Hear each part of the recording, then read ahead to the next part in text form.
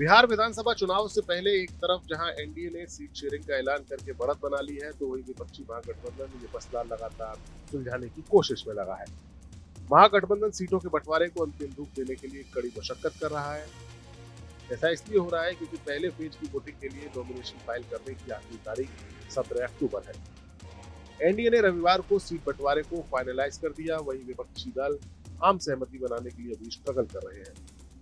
बिहार में कांग्रेस के नेता भी उम्मीदवारों के चयन में देरी को लेकर परेशान हैं। उनका मानना है कि इससे चुनावी नतीजों पर असर पड़ सकता है। सोर्सेज की खबर के मुताबिक कांग्रेस 65 से कम सीटों पर चुनाव न लड़ने की बात पर अड़ी है, जबकि आरजेडी 55 सीटें देने को तैयार है।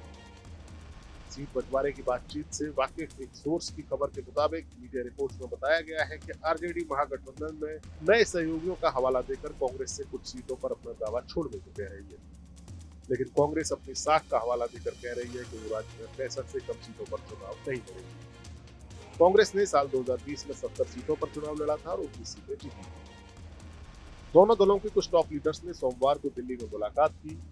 आरजेडी के लीडर तेजस्वी यादव ने दोपहर में दिल्ली में कांग्रेस के महासचिव केसी वेणुगोपाल और कुछ बाकी लीडर से मुलाकात की, लेकिन तेजस्वी की मुलाकात राहुल गांधी से नहीं हो सकी और वो पटना वापस लौट गए।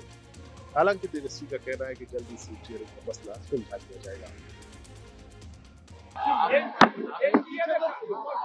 देखिए, हमको कोई टिप्पा टिप्पणी नहीं करना है।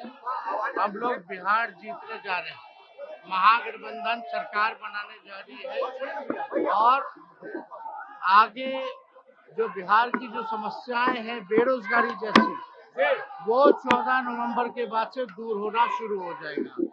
रहे समझौते की बात, ऐलान की बात, हम लोग जो है जल्द से जल्द जो है ऐलान करने वाले हैं।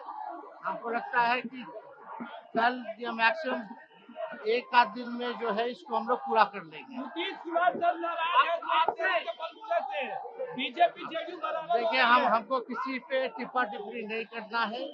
हमारा अपना ध्यान बिहार के लोगों को आगे कैसे बढ़ा है, बिहार की तरक्की कैसे हो, बिहार विकसित कैसे हो, इस पे काम करना है। आप सुने ने हमने कहा ऐलान जो होगा 1 से 2 दिन में हम लोग कर देंगे। कोई दिक्कत नहीं है, सब कुछ ठीक है।